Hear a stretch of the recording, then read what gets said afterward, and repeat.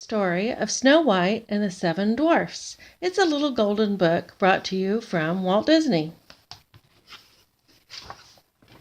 Narrated by me, Barbara Fox.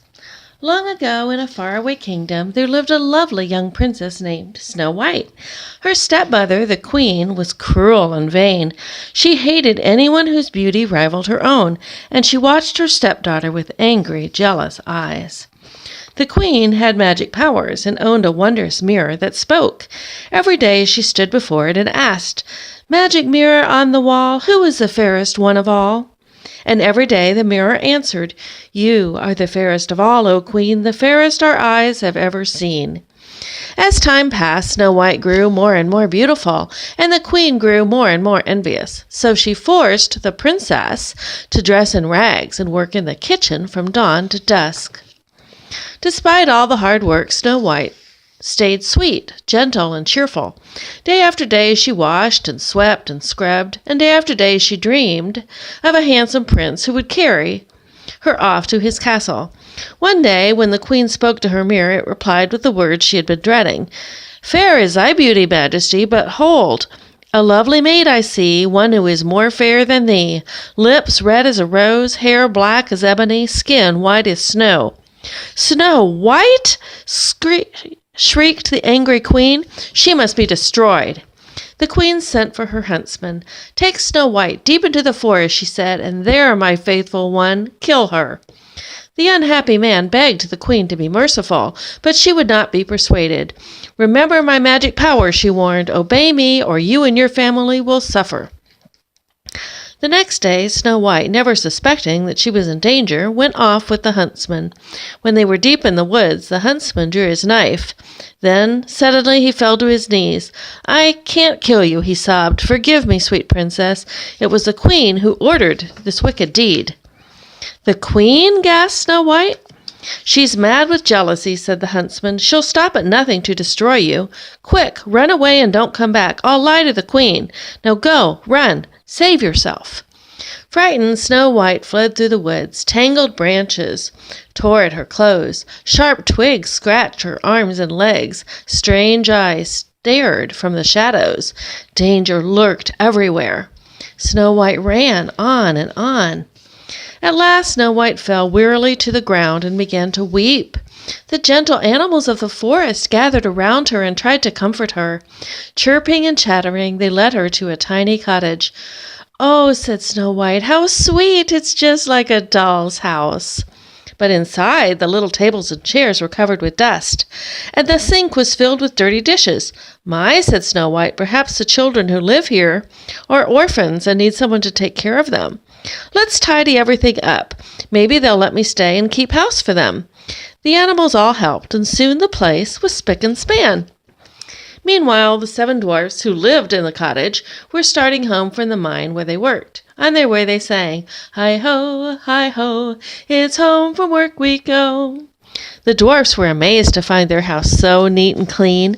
They were even more amazed when they tiptoed upstairs and saw Snow White. "A gleeping searle! A sleeping girl," said the dwarf, called Doc. "She's pretty," said the one named Sneezy. "Beautiful," sighed Bashful. "Bah," said Grumpy, "she's gonna be trouble, mark my words."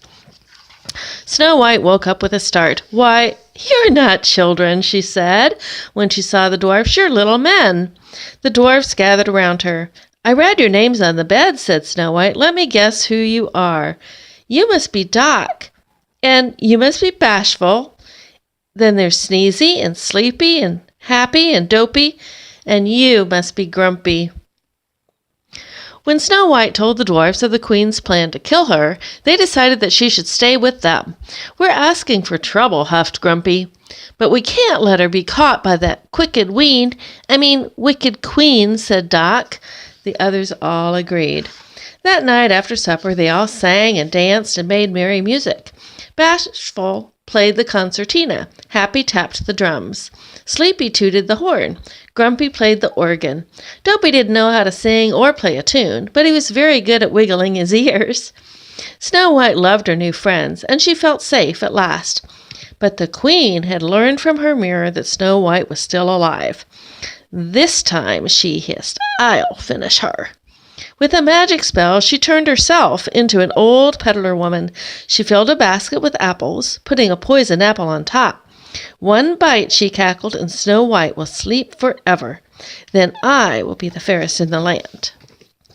Next morning, before they left for the mine, the dwarfs warned Snow White to be on her guard. "Beware of strangers," said Doc. "Right," said Grumpy. "Don't let anybody or nothing in the house."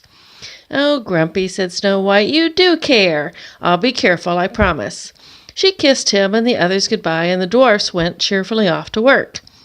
A few minutes later, the queen came to the kitchen window. "Baking pies, dearie?" she asked. "It's apple pies the men love. Here, taste one of these." She held the poisoned apple out to Snow White.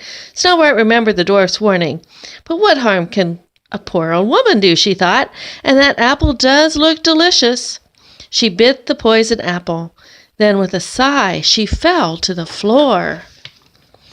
Told by the birds and animals that something was wrong, the dwarfs raced back to the cottage. They saw the queen sneaking off, and they ran after her.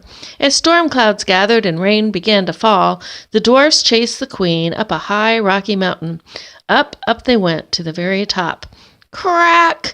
There was a flash of lightning, and the evil queen fell to her doom below. But it was too late for Snow White. She was so beautiful, even in death, that the dwarfs could not bear to part with her.